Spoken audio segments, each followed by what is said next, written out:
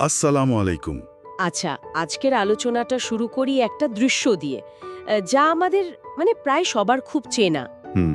ধরুন, খুব জরুরি একটা কাজ নিয়ে বসেছেন, ডেডলাইন একদম কাছে চলে এসেছে, ঠিক করলেন এবার আর কোনো দিকে মন দেবেন না।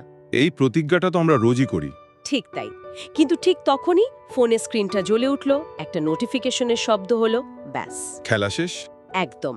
এরপর কি হলো তা তো আমরা সবাই জানি। কয়েক মিনিট ভেবে ঢোকা সোশ্যাল মিডিয়া কখন যে ঘণ্টাখানেক হয়ে যায় টেরই পাওয়া যায় না। হুম। দিন শেষে পড়ে থাকে শুধু একরাশ ক্লান্তি আর সেই অসমাপ্ত কাজের তালিকা। মনে হয় যেন একটা অদৃশ্য চেকল দিয়ে কেউ আমাদের বেঁধে রেখেছে।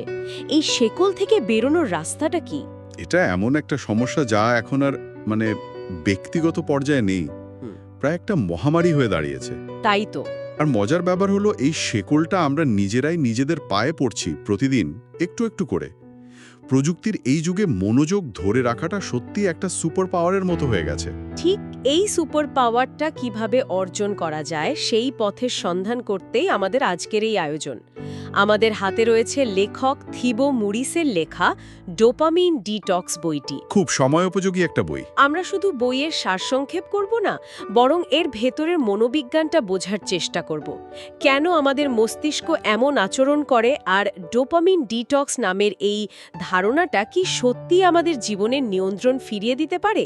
চলুন গভীরে ডুব দেওয়া যাক। চলুন। তাহলে একদম গোড়া থেকে শুরু করা যাক। এই যে ডোপামিন শব্দটা, এটা আমরা আজকাল খুব বেশি শুনছি। হ্যাঁ, খুব বাজওয়ার্ড একটা। সবাই সাধারণত ভাবে ডোপামিন মানেই হলো আনন্দ বা সুখের অনুভূতি, কিন্তু বইটাতে লেখক বলছেন এই ধারণাটা পুরোপুরি ঠিক না। ব্যাপারটা তার চেয়েও বেশি জটিল। আপনি দারুণ একটা পয়েন্ট ধরেছেন। এটাই হলো সবচেয়ে বড় ভুল ধারণাটা। তাই ডোপামিন আমাদের বলে না বাহ কি দারুণ লাগছে, বরং এটা আমাদের বলে আরে ওটা করলে কিন্তু দারুণ লাগবে, জলদি করো। আচ্ছা, এটা প্রত্যাশা তৈরি করে। একদম। ধরুন আপনার প্রিয় খাবারের গন্ধ পেলেন, খাবারটা মুখে দেওয়ার আগেই যে একটা উত্তেজনা বা ভালো লাগা কাজ করে, সেটাই ডোপামিনের খেলা। ওটা হলো পুরস্কার পাওয়ার প্রত্যাশা। ও আচ্ছা, বুঝেছি। ফোনের নোটিফিকেশনটাও ঠিক একইভাবে কাজ করে। টুং শব্দটা শোনার সাথে সাথেই মস্তিষ্ক ডোপামিন ছাড়ে, কারণ সে আশা করে ওই নোটিফিকেশনের পেছনে ইন্টারেস্টিং কিছু একটা থাকতে পারে, বন্ধুর মেসেজ, লাইক বা মজার কোনো খবর। তার মানে আমাদের মস্তিষ্ক অনেকটা ছোট বাচ্চার মতো, যে চকলেটের লোভে থাকে কিন্তু পেয়ে গেলে আর বিশেষ আগ্রহ পায় না। ঠিক, সে পরের চকলেটের জন্য অপেক্ষা করতে শুরু করে। আর এই যে চক্রটা, প্রত্যাশা, প্রাপ্তি এবং আবার নতুন প্রত্যাশা, এটাই কি আমাদের মনোযোগের ক্ষমতা কমিয়ে দিচ্ছে? একদম। এই চক্রটা মারাত্মক, কারণ এটা আমাদের মস্তিষ্ককে সবসময় একটা হাই অ্যালার্ট অবস্থায় রাখে। সে সবসময় পরবর্তী উদ্দীপনার জন্য অপেক্ষা করে। ফলে কোনো একটা নির্দিষ্ট কাজে দীর্ঘক্ষণ মনোযোগ দেওয়াটা তার কাছে অসম্ভব মনে হয়।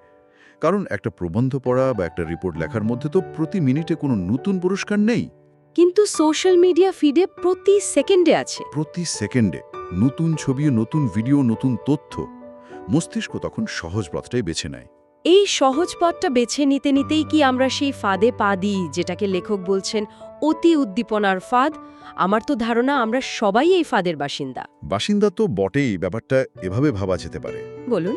আপনি যদি প্রতিদিন খুব বেশি চিনি দেওয়া মিষ্টি খেতে অভ্যস্ত হয়ে যান, তাহলে একটা সাধারণ ফল আপনার কাছে আর মিষ্টি লাগবে না, পানসে মনে হবে। ঠিক। আমাদের মস্তিষ্কেরও ঠিক তাই হয়। যখন আমরা সারাদিন social media, video game, junk food বা ছোট ছোট রিলসের মতো উচ্চমাত্রার ডোপামিন নিঃসরণকারী কাজে ডুবে থাকি, তখন আমাদের মস্তিষ্কের বেসলাইন বা স্বাভাবিক মাত্রাটাই পাল্টে যায়। আর এর ফলটা তো আমরা হাতে নাতেই পাই। বই পড়া, নিজের কোনো শখের চর্চা করা বা এমনকি প্রিয়জনের সাথে মন দিয়ে কথা বলার মতো কাজগুলো অসহ্য রকমের একঘেয়ে মনে হতে শুরু করে। কারণ এগুলোতে তাৎক্ষণিক কোনো উত্তেজনা নেই। একদমই নেই। ঠিক তাই।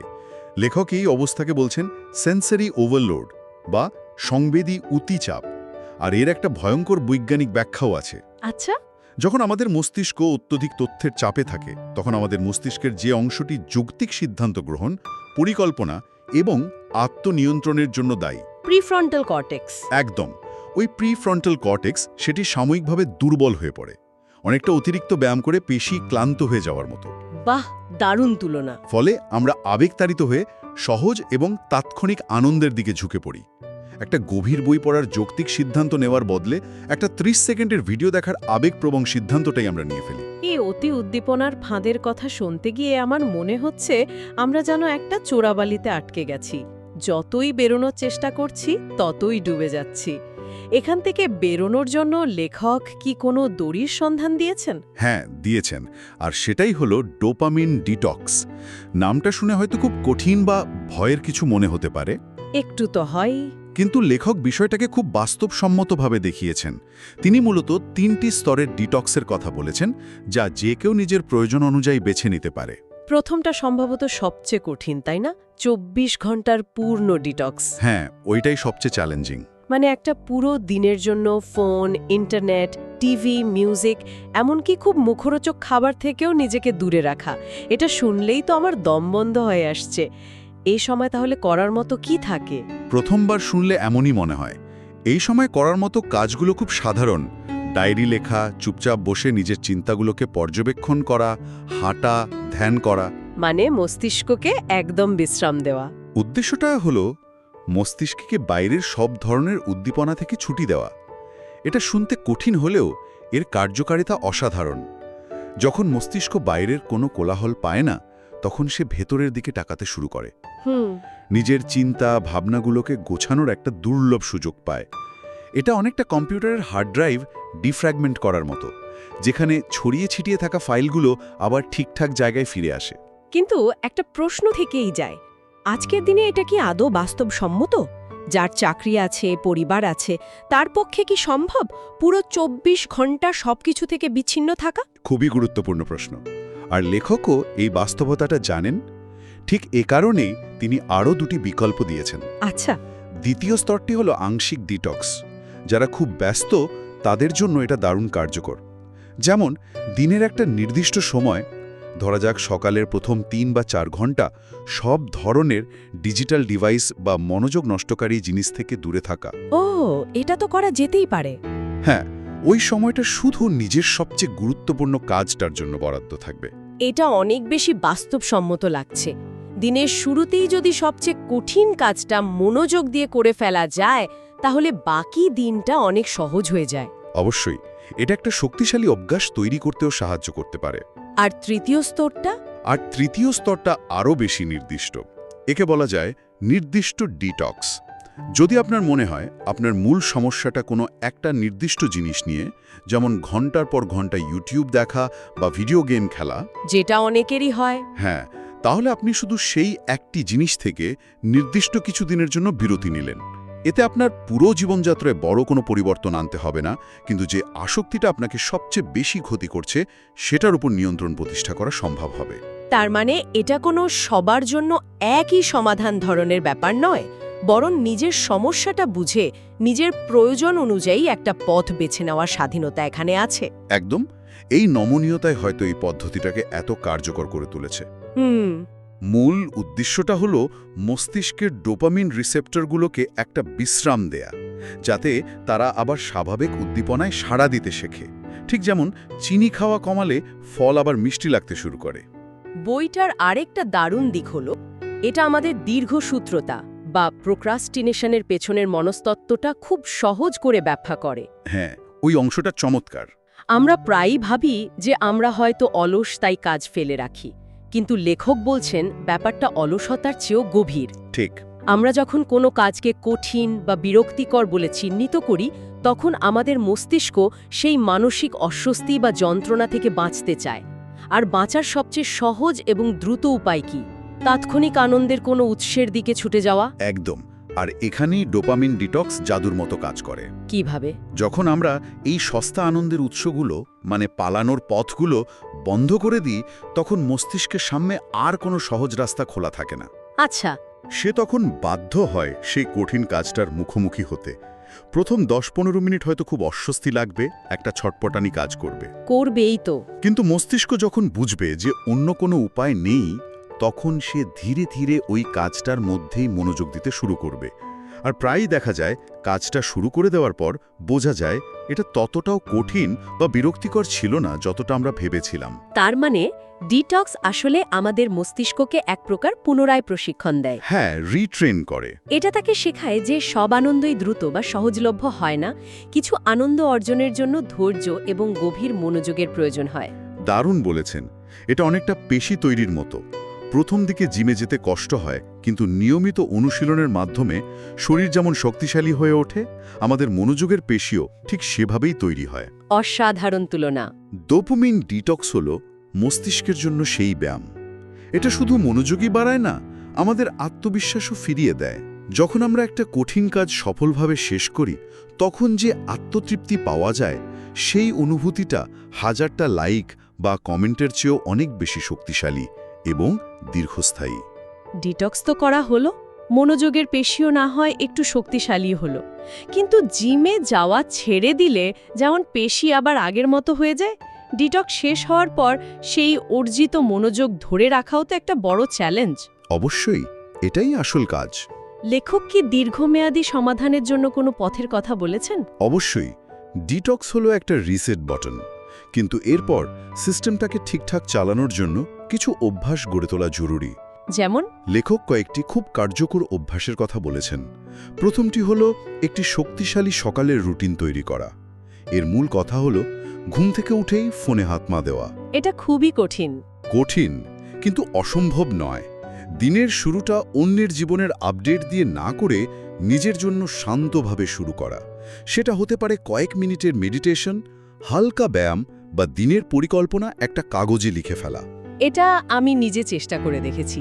দিনের শুরুটা কিভাবে হচ্ছে তার উপর পুরো দিনের মানসিক অবস্থা যে কতটা নির্ভর করে তা অবিশ্বাস্য, তাই না? সকালে উঠেই যদি আমরা ইমেল বা সোশ্যাল মিডিয়ার জগতে ঢুকে পড়ি, তাহলে শুরু থেকেই আমরা একটা রিঅ্যাক্টিভ বা প্রতিক্রিয়ার মোডে চলে যাই। নিজেদের হাতে কোনো নিয়ন্ত্রণ থাকে না। একদম ঠিক। দ্বিতীয় অভ্যাসটি হলো একটি লক্ষ্য স্থির করা। লেখক পরামর্শ দিচ্ছেন প্রতিদিনের জন্য কেবল একটি প্রধান কাজ বা মেইন টাস্ক ঠিক করা এবং সেটিতে দিনের সেরা সময় ও মনোযোগ দেয়া। মাল্টিটাস্কিং না করা আর কি। আমরা প্রায়ই মাল্টিটাস্কিংকে উৎপাদনশীলতার লক্ষণ বলে ভুল করি, কিন্তু জানেন কি, স্ট্যানফোর্ড বিশ্ববিদ্যালয়ের এক গবেষণায় দেখা গেছে যে মাল্টিটাস্কিং আমাদের কার্যকর আইকিউ সাময়িকভাবে 10 পয়েন্ট পর্যন্ত কমিয়ে দিতে পারে। 10 পয়েন্ট? এটা তো সাংঘাতিক। এর পেছনেও কিন্তু মনোযোগের বিভাজন এবং ডোপামিনের খেলাটাই কাজ করে। তার মানে একসাথে অনেক কাজ করার চেষ্টা করে আমরা আসলে কোনো কাজই ঠিকভাবে করতে পারি না। বরং একটা কাজ শেষ করার যে গভীর সন্তুষ্টি, সেটা আমাদের মস্তিষ্ককে আরও ভালো কাজে উৎসাহিত করে। আচ্ছা। আর সবশেষে লেখক একটি বেশ অদ্ভুত কিন্তু শক্তিশালী ধারণার কথা বলেছেন: বিরক্তিকে উপভোগ করা। Enjoying boredom. আমি যখন বইটা পড়ছিলাম তখন এই ধারণাটা আমাকে সবচেয়ে বেশি অবাক করেছে। এটা তো আমাদের প্রচলিত ধারণা ঠিক উল্টো। ঠিক। আমাদের শেখানো হয় অলস মস্তিষ্ক শয়তানের কারখানা। তাহলে বিরক্তি কিভাবে ভালো হতে পারে? এখানেই আসল রহস্যটা লুকিয়ে আছে। যখন আমরা সচেতনভাবে কিছুই করি না, ফোন, বই বা অন্য কোনো কিছু ছাড়া চুপচাপ বসে থাকি, তখন আমাদের মস্তিষ্কের একটি বিশেষ নেটওয়ার্ক সক্রিয় হয়, যার নাম default mode network. Default mode network. হ্যাঁ, এই নেটওয়ার্কই আমাদের আত্মপরিচিতি, অতীত স্মৃতি রোমন্থন, ভবিষ্যৎ পরিকল্পনা এবং নতুন নতুন ধারণা তৈরির জন্য কাজ করে। তার মানে যখন আমরা বিরক্ত হচ্ছি তখনও ভেতরে ভেতরে অনেক কাজ চলছে। ঠিক তাই। যখন আমরা বিরক্ত হচ্ছি তখন আমাদের মস্তিষ্ক আসলে নিজের ভেতরের দুনিয়াটাকে গোছানোর কাজ করছে। এই সময়টাতেই হঠাৎ করে কোনো পুরনো সমস্যার নতুন সমাধান মাথায় আসে বা দারুণ কোনো সৃজনশীল চিন্তা জন্মায়। একঘেয়েমি আসলে সৃজনশীলতার আতুরঘর। বাহ! তার মানে আমাদের মস্তিষ্ককে রিচার্জ হওয়ার এবং নতুন সংযোগ তৈরি করার জন্য এই অলস সময়টা দেওয়া অত্যন্ত জরুরি। আমরা সারাক্ষণ তাকে তথ্য দিয়ে ব্যস্ত রেখে আসলে তার স্বাভাবিক কাজটাতেই বাধা দিচ্ছি। তাই মাঝে মাঝে উদ্দেশ্যহীনভাবে জানালার বাইরে তাকিয়ে থাকা বা চুপচাপ পার্কে বসে থাকাও অত্যন্ত প্রোডাক্টিভ একটা কাজ হতে পারে। একদম। তাহলে পুরো আলোচনাটা শোনার পর আমার মনে হচ্ছে ডোপামিন ডিটক্স কেবল মনোযোগ বাড়ানোর কিছু কৌশল নয়, এটি আসলে একটি জীবন দর্শন। খুব সুন্দর বলেছেন। এটি আমাদের শেখাচ্ছে যে জীবনের আসল এবং দীর্ঘস্থায়ী তৃপ্তি সস্তা বা তাৎক্ষণিক বিনোদনে লুকিয়ে নেই, বরং গভীর মনোযোগ দিয়ে কোনো কিছু অর্জন করার মধ্যে লুকিয়ে আছে। ঠিক। এটা আসলে বাইরের পৃথিবীর কোলাহল কমিয়ে নিজের ভেতরে জগতের শক্তিকে আবিষ্কার করার একটা নির্দেশিকা। আপনি খুব সুন্দরভাবে সারসংক্ষেপ করলেন। বইটির মূল বার্তা এটাই।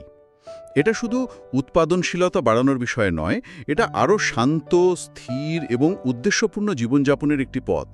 নিজের মনোযোগ এবং ইচ্ছাশক্তির নিয়ন্ত্রণ নিজের হাতে ফিরিয়ে আনার পথ। আলোচনা শেষে আমাদের শ্রোতাদের জন্য একটা প্রশ্ন রেখে যেতে চাই। অবশ্যই।